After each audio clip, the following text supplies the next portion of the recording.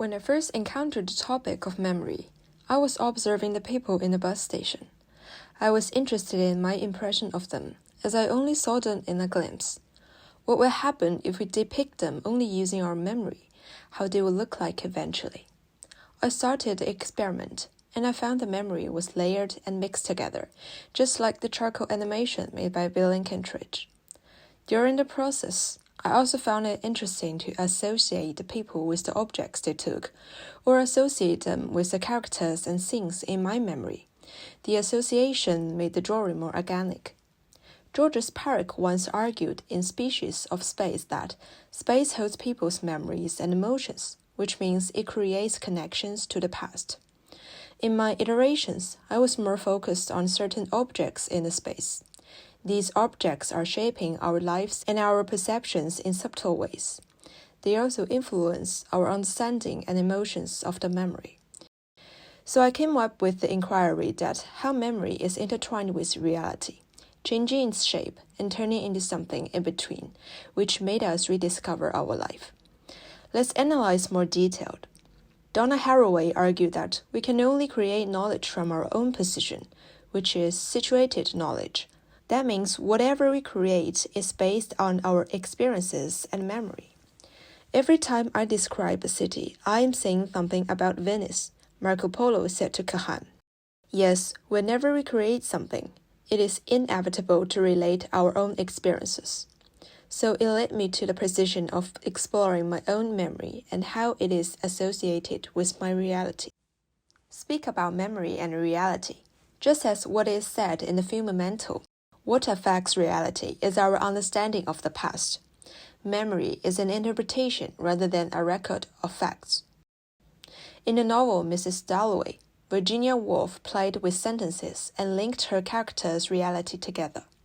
Her use of indirect speech, which is not provided in inverted commas and continues without pause, again mixing memory and reality. I visualized some plots and made an experiment.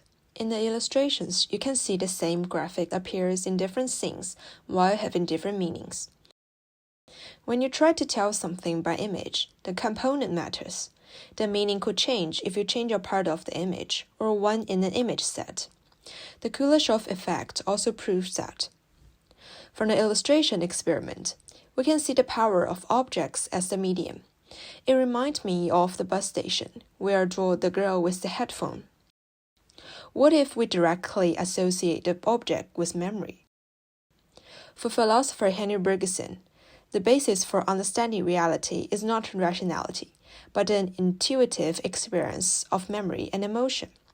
Our experiences and interpretations shape our understanding of the world, and reality also influences our memories and interpretations. This kind of intertwined relationship helps us re-examine our daily lives. An example is Marie-Louise Ekman's work, which depicts a woman deformed into a bird. The logic and narration are also based on emotion. You can say it is constantly changing from A to B, but B remains the related emotion of A. Another example is from Chinese primary school students, who associated the Chinese character with its meaning. The character foot gradually deformed and eventually became a happy dancing person. The character grandfather finally changed into an old man with glasses and a long goatee, which may relate to the memory of his own grandfather. Back to my position, I picked objects in my daily life and associated them with my memory, trying to re-examine their meaning and emotions. The building turned into blocks. The broken pencil became the barrier for roller skating training.